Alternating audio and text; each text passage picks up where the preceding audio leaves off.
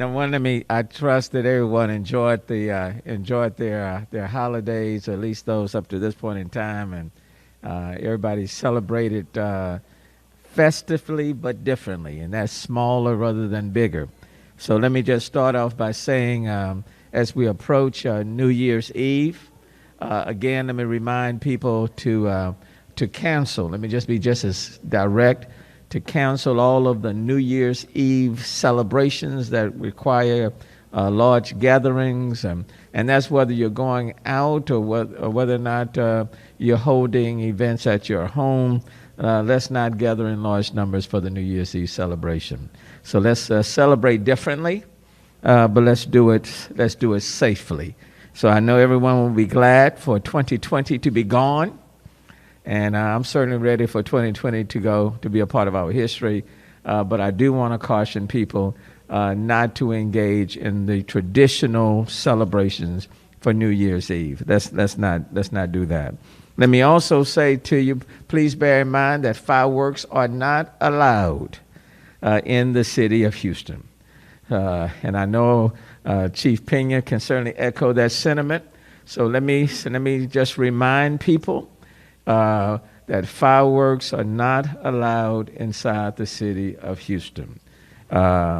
So, even during these past several days, a lot of fireworks were going off all over the city of Houston, even in close proximity to where the mayor lives. Even a few houses from where the mayor lives. So I don't want to have to leave my house and go outside and tell folk no fireworks allowed. So fireworks are not allowed in the city of Houston. So please bear that in mind. Look, while we celebrate the arrival of the vaccine for key City of Houston employees, we do feel a sense of hope about the pandemic ending next year, but we still have a way to go. And so we must continue to do the same things that we've been talking about for the last 9 months. And that's keep these masks on, the social distancing, washing your hands, all of those protocols that we have been talking about repeatedly. The virus is still prevalent in our community. Today, the Houston Health Department reports 765 new cases, 765, bringing Houston's total to 116,043. And unfortunately, we are reporting one additional death as a result of COVID-19. That brings our total to 1,544. If I can put it in these terms, even though the numbers are high in terms of the number of people contracting, getting the vaccine, the virus, the death number still remains relatively low, and when you compare it to other locales throughout the country. Houston's COVID-19 positivity rate for this week is 11.6%. Last week when we reported it, I think that percentage was 11.2. And again, that's a 14-day moving average. It fluctuates daily as the testing data is received. We report the 14-day moving average for the previous week every Monday. So again, I don't want to necessarily get too caught up on it, only to say that we need that positivity number to start going down.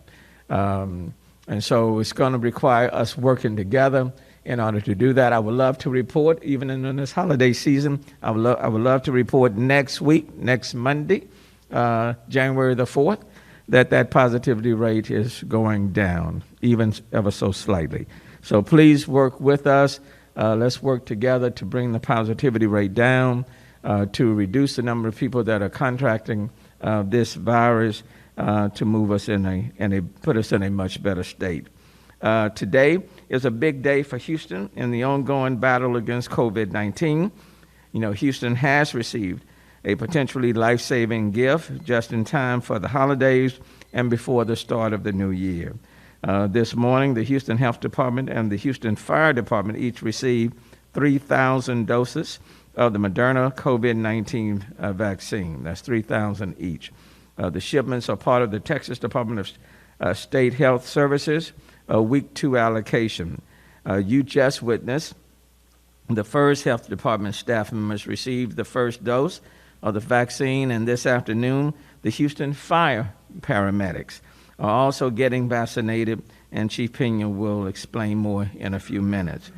They qualify for the vaccine under Phase 1A of the Texas Vaccine Allocation Guiding Principles. They are public health staff directly involved in the administration of COVID testing and vaccinations. And since March, the Houston Health Department staff has operated testing sites and laboratory services serving all Houstonians. I certainly want to thank Director Stephen Williams for his efforts, for his leadership. I want to thank Lucretia Limbrick for her overseeing the distribution of vaccines for the Houston Health Department. I want to thank Dr. Purse, the Chief Medical Officer for the City of Houston. And of course, standing with me is Chief Pena with the Fire Department and Chief Satterwhite with HPD. It's my hope that starting next week, that we'll start vaccinating even more people, even beyond the health department itself and EMS workers. So look, we're certainly taking steps to get on the other side of this vaccine. But until we get to that point and more people are vaccinated, simply just want to remind people to be very mindful of your behavior, your gatherings, to keep the mask on, to do everything we need to do in order to blunt the progression of this particular virus. So at this point in time, I tell you what, let me call on Director Williams and then maybe followed by Lucretia Limbrick or Dr. Okay, Dr. Purse.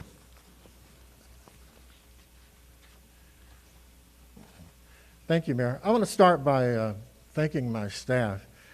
With Lucretia Limbrick, the Assistant Director, and her staff who ensured that the day we got the vaccine, we would start vaccinating people who qualified. That certainly saved me a phone call from my boss. As Mayor Turner said, the people we're vaccinating today are actually in the Phase 1A of the Texas Vaccine Allocation Principles. These are people that are directly involved in healthcare related to COVID. In the Houston Health Department, we have over 260 individuals who are in this Phase 1A. And all of those staff people have been notified, and we're hopeful that they will, in fact, get vaccinated. Over the next few days, we will be offering vaccine to over 365 HISD and Pearland ISD school nurses who currently qualify. All of those are in Phase 1A. We've coordinated with school districts and school nurses who actually qualify or are being notified by their employers. We're also coordinating with home health care agencies, long-term care facilities, EMS providers to serve Phase 1A population that are not yet connected with vaccine providers. Although everyone who wants to get vaccinated will eventually be able to get vaccinated, initial doses are for critical populations as identified by the Texas Department of State Health Services. As vaccine becomes available, availability increases in 2021, we will be able to get you'll be able to get vaccinated in your doctor's offices, at pharmacies, at hospital, and usual sites. The Houston Health Department will play its traditional role. We will serve as a safety net provider, offering vaccines in our multi-service centers based on vaccine allotment and availability.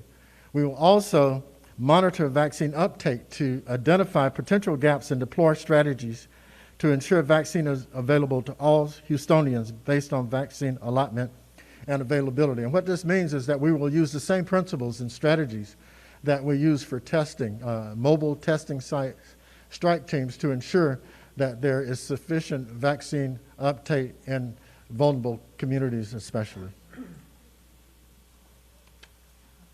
Dr. Burst. Okay. Thank you, Mayor. Thank you, Director Williams. Just want to underscore some of the things that have been said. First of all, this is a great day. This is an important day because it is the beginning of the end. Now, again, this is the beginning of the end, so we still got a lot of work to do. We've got a lot of work to do internally and as a community.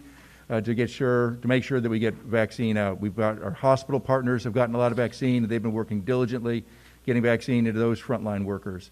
And we've seen the big lift they've had to, and we've been able to experience it here within the Houston Health Department with Decretia Limerick, and Chief Penny's been talking about all the work that Chief White has been doing with EMS and making sure that those folks get vaccinated.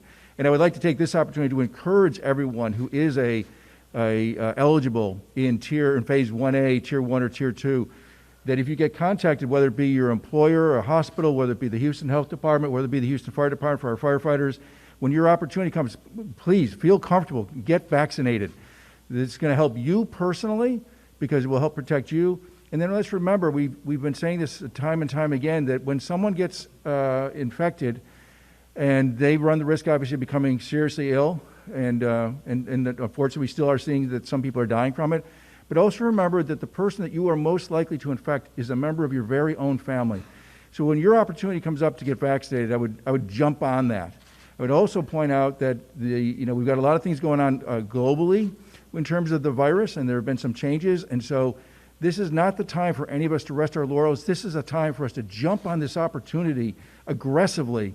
And if you can get vaccinated, get vaccinated. I don't meet the current criteria, so I can't get vaccinated today. That would not be proper. But as soon as I can, I will get vaccinated. I assure you that. And I would really recommend that anybody else who has the opportunity to get vaccinated, when you get that phone call, I would respond in the affirmative and get yourself there when they tell you, and just be really happy that you're one of the few who get it early. And eventually, we will get to everyone. It's going to take some time. This is a big nation. This is a big community. There's a lot of folks. We will get to everyone. Everyone will get the opportunity. But let's take advantage of that opportunity when it knocks. Well, I just want to say that this day has been a long day coming. We consider it Vaccination Day, and I'm extremely excited that we now in the city of Houston can officially say that the Houston Health Department has started vaccinating those phase 1A individuals. Certainly want to echo Dr. Purse's comments and saying that when it's your time to get vaccinated, strongly encourage you to step up and get vaccinated. It's the way that we get to the end of this pandemic. For us in the city of Houston, we have taken the baton, and now it's time for us to run us to the finish line. So again, thank you to all of the staff that make this day happen. We have some months ahead of us, but we're committed to ensuring that we protect the H. And the Houston Fire Department, EMS, they've received 3,000 doses. That's in addition to the Health Department. So Chief Pinion, give status of the Fire Department. Thank you. Thank you, Mayor. Good afternoon, everyone. I want to first start with the good news. I am extremely excited that we received our first batch of 3,000 vaccines from Moderna this morning, earlier today. And we're extremely hopeful that this vaccine is going to make a profound positive impact on the safety of our personnel and this department who's been ravaged by the effects of the coronavirus. We've had thousands of exposure incidents. We've had over 400 firefighters test positive since the pandemic began. And just within an hour ago, I was informed that one of our firefighters has reported to the emergency room with respiratory difficulties and has tested positive for coronavirus. So we're excited to have this vaccine. We expect this vaccine to provide the safety that our firefighters and our first responders need in order to serve this community. Since the 20th of this month, we've made the vaccine available through Methodist Hospital. And our first responders, our firefighters have responded to that more positively than we had expected. We expected maybe 20 to 30% to take advantage of the vaccine, and reports from staff is that over 50% of those that have responded have said that they will take the vaccine. And that's a credit to our command staff. Again, I want to echo what Dr. Purse said earlier. Our command staff has been working really, really hard to ensure that we're providing the tools, that we're doing our due diligence to request these vaccines and to become a provider. And I want to thank them personally for the efforts that they've made to ensure the safety of our firefighters, especially one of my assistant chiefs, Chief Matt White in the EMS division. He's been working long hours to ensure that we have the tools available. As I mentioned, the vaccine has been available to our first responders, those in emergency operations, since the 20th. We received 3,000 this morning. We will be prepared to have to administer those vaccines and provide another option for our firefighters. And as soon as we can, we will step into the next phase, phase 1 Bravo, and immunize those that are in the support functions. That way, our hope is to get all our firefighters vaccinated within the month if we could. To date, as I mentioned, currently we have 192 firefighters that are in quarantine for coronavirus. We've had 465 firefighters test positive for coronavirus, and sadly we've had 3 fatalities. And just today we were informed that we have another firefighter in the emergency room. So again, I highly encourage our first responders, our firefighters, that when this opportunity becomes available, that they take advantage of this vaccine. It is our job to serve this community, and this vaccine can only make their job safer for themselves and for the people that we're serving. Thank you, Mayor. Chief Larry Satterwhite with HPD. Thank you, Mayor. So this is a great day. About 9 months ago, we stood in front of you and we were celebrating our first major testing site at Butler Stadium with the mayor and everyone. And, to get people tested so that they could be safe. And of course, we could kind of trap this virus and hopefully stop it in its tracks. We've lost a lot of people since then. So this is a great day because now we stand before you with a vaccine coming to us. So that is a wonderful thing for the city, for the public, for all the nation and the world. So for that, I really am thankful.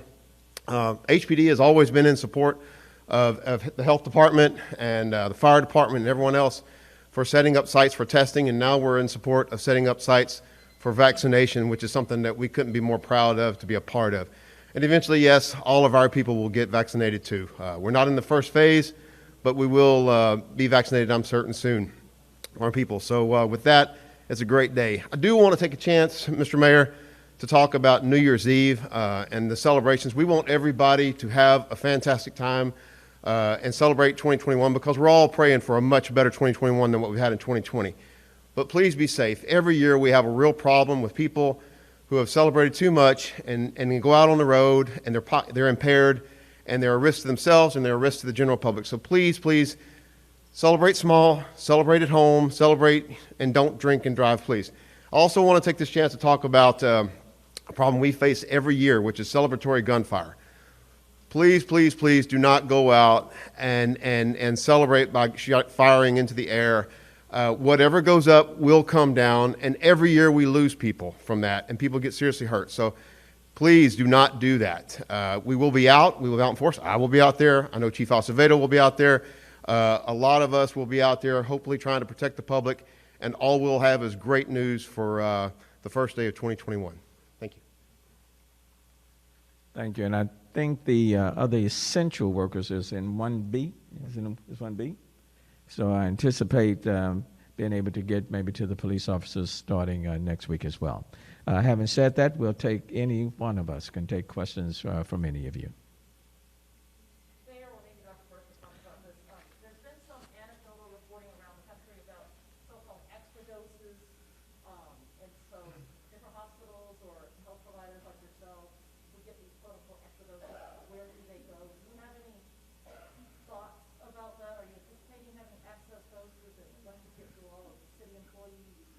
Yeah. Well, I would rephrase it. I don't think there's any such thing as an extra dose, but there are entities that are going to be receiving in the first wave here more dose than in a week than they can administer in a week. And so there may be some leftover dose from 1 week to the next. But the point is that we need to try and get that vaccine out as close as, so every entity that receives vaccine, whether it be a hospital, a fire department, an EMS agency, a health department, a doctor's office, a clinic, we're expecting that they will adhere to the tiers and try to get through those. But even last week, Dr. Hellerstedt, the state health commissioner, came out and said, when it looks like you're getting to the end of your 1As, then go to the 1Bs. And if it looks like you're running out of the 1Bs, then start, move on from there. And the point is that nobody wants there to be any dose sitting around waiting when so you need to have 3 things. You need to have vaccine, you need to have somebody able to administer it, and you need to have somebody willing. So if you have all 3 of those, the vaccine should be moving. But there may be a time when you got more vaccine than you have people that are, you don't have enough people available to inject them. I suspect there was a little bit of that perhaps in the beginning. But as the hospitals, because they got the largest doses, they've really ramped up. They really have now got, I don't know what the right term to use, but they've got really sophisticated, aggressive systems to get a lot of dose out quickly. And then, of course, you have to have people willing to take it. So right now, we probably have, what we're hearing, certainly in the fire departments, we're hearing more people who are interested in taking the dose from the first responder community than we had anticipated. So that's a good thing. So I don't know about extra doses, but at any point you could, all those three things are not going to be at the same level at the same time. So there's going to be a little bit of moving back and forth with that. But yeah, those will move. And I guess the question for a lot of people like, so they want the first responders, like the firefighters and healthcare workers, to get the first dose. But it's like, who's next, right? There's so many people sort of kind of waiting in line, waiting for their older parents or Right. pre-existing Yeah. conditions. And they're hearing stories like Do you wanna- the major hospitals, for example, are giving their stay-at-home staff, Yep. their volunteers, they're all getting vaccines scheduled out. Do you want me to answer? Or Where do you want people to? may not Okay. be able to get their, seniors' Thank relatives scheduled with the general public. Yeah. So how Yeah. do you tell people who are frustrated like that? They're like, well, so you work at your stay-at-home hospital employees, what is my elderly mother? Yeah. So again, it's going to be a little bit, so we are not, the local health department, we're not in a position to be able to have great vision on what's happening from one provider, vaccine provider, to the next. Those who got vaccine told the state who they intended to give it to, and the state will be watching that. I hear that there's going to be frustration because people are going to be hearing stories, and we're hearing them already, of people who didn't seem like they really met the criteria, but they got it from somebody, right? And that adds to the frustration. So I would make the appeal to those that have vaccine and who are giving vaccine, you really need to stick to the priorities that the state has set forward. Having said that, the state also said, well, it looks like you're running out of people in the top tier. Quickly move on to the second tier. And so you can imagine between one vaccine provider to the next, they may go through their tiers. One may go through the first tier much more quickly than another one. So I expect that there will be some of that, but there really shouldn't be a lot of that. Stephen? And just to clarify, you mentioned older adults. Phase 1B actually includes everybody, all people that are over 65 and older. The second category to that are people that are over 16 and with at least one chronic medical condition that puts them at increased risk for severe illness from the virus that causes COVID-19. And it says such as, but not limited to, and it has cancer, chronic kidney disease, and sickle cell type 2 diabetes. So and in that population, we know that in the state of Texas, there are 8 million people that fall within that 1B category. So there are a lot of people that are actually eligible. I first mentioned that it's important that we try to access those people that are not only eligible, but also willing to take the vaccine too. And for the older folks or seniors, whether the kids want them to take it or they're in the senior, should they stay in the senior health care facility? Should they contact that place? Should they stay at home? Should they, A lot of the who should they call? A lot of the work that we have been doing, actually it was behind the scenes with Decretia and her staff, we know that of all the nursing homes, the skilled nursing facilities within Houston, that they've actually signed up on the federal contract, which means that Walgreens or CVS will be servicing those facilities. They will send teams out to vaccinate those individuals. There are a couple of hundred of long-term care facilities that did not sign up for the federal program. And so what our folks have been doing is calling each one of those long-term care facilities and trying to link them with the provider that has vaccine to ensure that both the staff and the residents of those long-term care facilities actually have a source of vaccine. So, and we've seen the list where like HEB and various pharmacies are getting 500 doses, for this round and CVS locally. We should not call HEB to go get a vaccine, right? Those- That's already spoken for? Those individuals that actually are in the qualifying categories, 1A or 1B when it's time, can actually access vaccine from those facilities. The strategy behind that was to ensure that a number of small providers who are not connected, particularly in rural communities, had some source for vaccine. I have a question for Mayor Turner.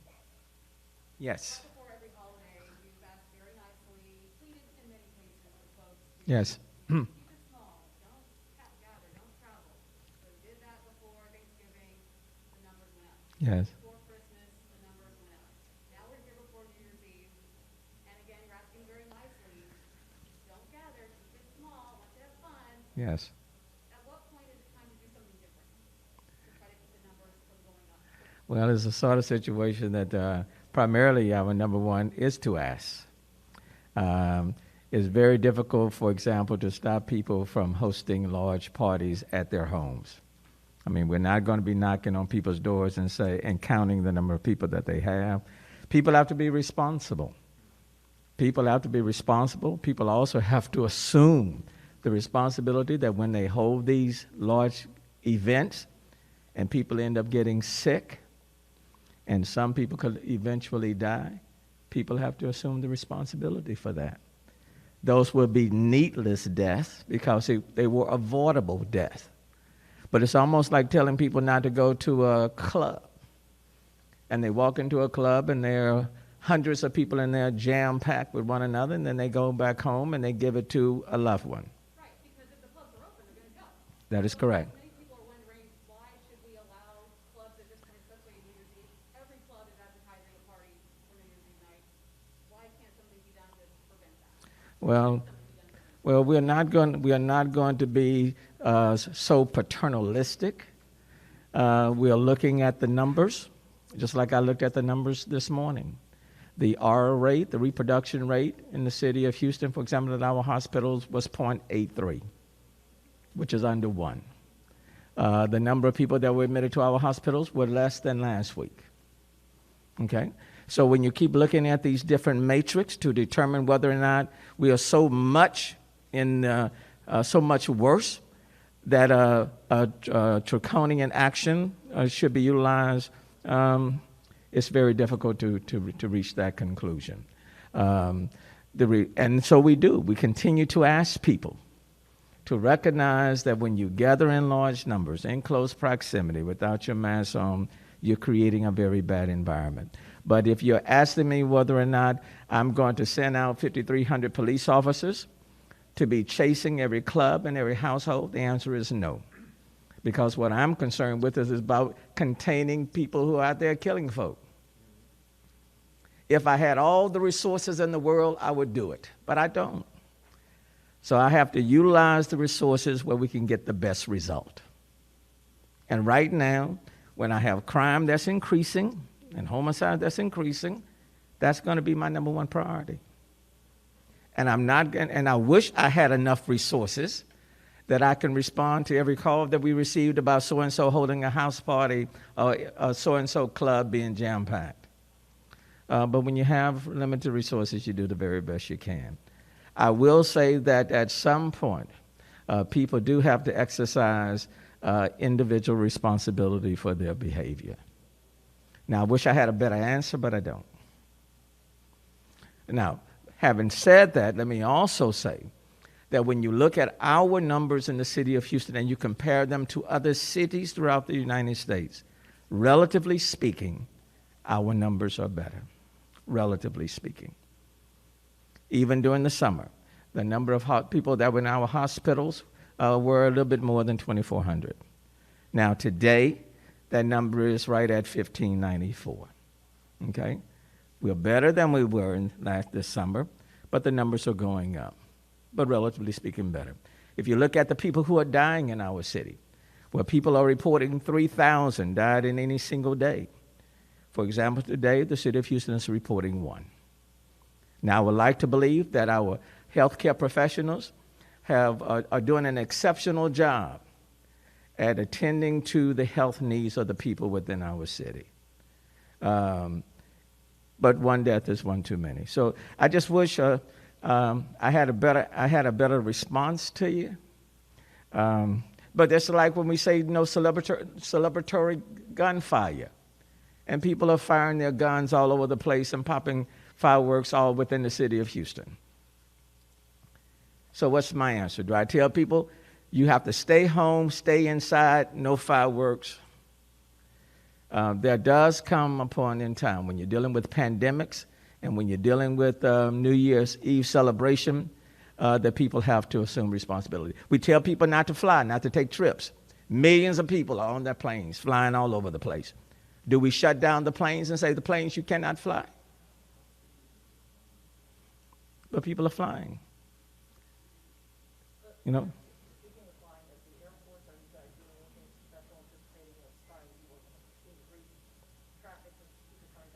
Well, we're encouraging people to get tested. We're saying to people, if you flew or if somebody flew to you and stayed in your home, that you do need to get tested. Take a few days, but then you need to go get tested. So if you flew somewhere or somebody flew to you, over the next several days, you do need to get tested. So testing is still critically important.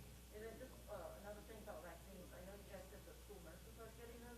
There's been a lot of push for teachers to get vaccinated. Do you have any timeline of that? And also, I was curious about, in the city of Houston, a lot of frontline workers are the public works folks, the trash guys and stuff, they're carrying trucks, they're going out collecting trash. Any chance they could get vaccinated?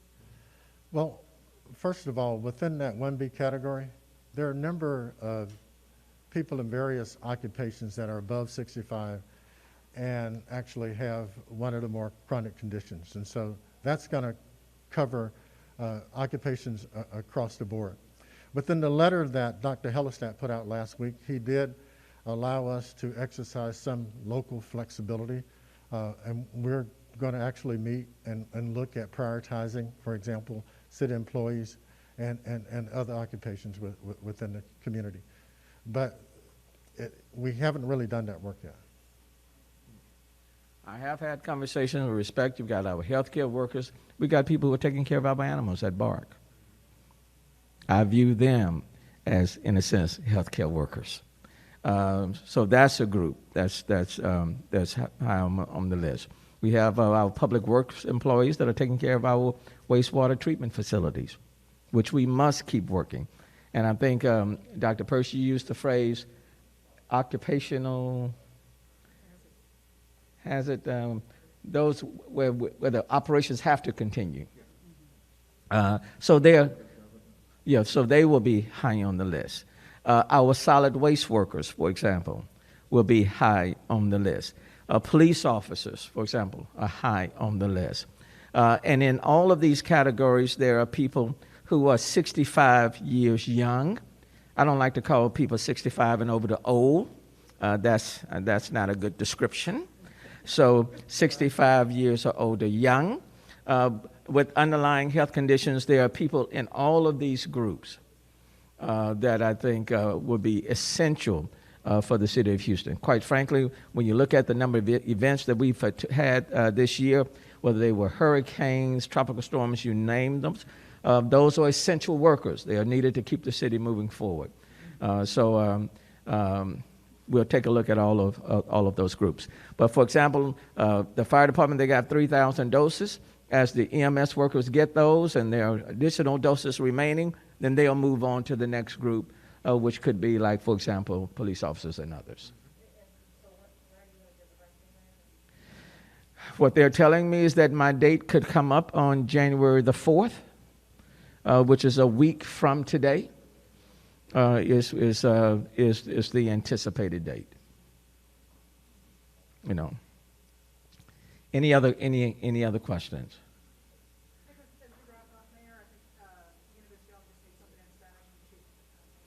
Okay. Is that the preferred person that you would want to speak in Spanish? I'll take it for you, Mayor. Thank you, Mayor. Before I give the Spanish one, I want to emphasize something that the mayor asked me to do, and I failed to do so. In regards to the legal use of fireworks within the city of Houston, it is illegal to set off fireworks within the city of Houston, and it is punishable by a fine. So we're going to have personnel out there, not necessarily guarding for fireworks, but if you're observed setting off fireworks within the city of Houston, whether it's the fire department, the fire marshals, police department, it is punishable by a fine. So again, we encourage people to be safe this New Year's Eve in their celebration. Every year we have injuries as a result of the use of fireworks or property damage. So we want to encourage people to be safe. We have enough going on without adding additional hazards to our lives. So, en español, lo que estamos muy agradecidos que hemos recibido hoy 6,000 vacunas para el coronavirus. El Departamento de Salud recibió 3,000 y el Departamento de Bomberos recibió 3,000 esta mañana. y estamos empezando a vacunar a nuestros empleados. Los empleados que califican ahorita son los de la fase 1A, y en cuanto esos empleados ya tengan la oportunidad de recibir sus vacunas, entonces vamos a proceder para los de la fase 1B. Y esperamos darle la vacuna o ofrecer las vacunas y que tengan la oportunidad de nuestros empleados del Departamento de Bomberos y el Departamento de Salud que tomen sus vacunas durante este mes. Pero vamos a seguir recibiendo vacunas. Este día recibimos de Moderna, pero cualquier compañía que tenga vacunas que podamos recibirlas, esas vacunas van a ser usadas para vacunar a miembros de nuestra comunidad. Así es que estamos muy excitados de poder dar estas vacunas hoy y dar adicionales oportunidades para nuestros empleados para que puedan hacer sus trabajos y servir a esta comunidad eficazmente. Mire, para el Departamento de Bomberos esto significa que podemos proteger a nuestros empleados y esencialmente proteger a la comunidad que estamos sirviendo. Hemos tenido más de 450 bomberos que han sido positivos para el coronavirus. Esta vacuna nos va a ayudar para proteger a estos empleados y proteger a la comunidad que servimos, como digo, para no nosotros pasar este virus a nuestros pacientes. El Departamento de Salud está en al mismo nivel. Empezaron hoy a vacunar a sus empleados. Esos son los empleados que directamente están prestando el servicio a esta comunidad. Y así es que es una protección para los empleados y ellos que están sirviendo a las necesidades de esta comunidad. ¿Hubo más empleados de tu departamento que quisieron ponerse la vacuna? Sí, mire, mandamos una encuesta y de esos que respondieron que iban a tomar las vacunas, más de 50% han dicho que sí esperan tomar esta vacuna y eso está muy bien. Nosotros estábamos esperando un 25, un 30% de personas que iban a tomar la vacuna o tomar la oportunidad, pero hemos recibido adicionales, personas que quieran tomar esta vacuna y eso está bien porque esperamos que todos tomen esta oportunidad. Es una protección para ellos y para la comunidad y así es que esperamos que todos la tomen, pero respeto la decisión de ellos que ahorita a este momento no la quieran tomar, pero sí les pido que si tienen la oportunidad de tomar esta vacuna, que la tomen. Sí. Well, I was going to add a little bit more to that, but I'm just going. I thought that answer was quite adequate. So, all right, let's get out their way so they can continue to give these shots. Ms. Limbrick, thank you so very much. For your leadership and all of the staff. Director Williams, thank you. Dr. Purse, thank you also very much. Chief Pena, you're heading back to your shop to give out the 3,000 doses. Chief Satterwhite, they're coming in your direction. Got to wait a little bit longer. All right. Have a good day, okay?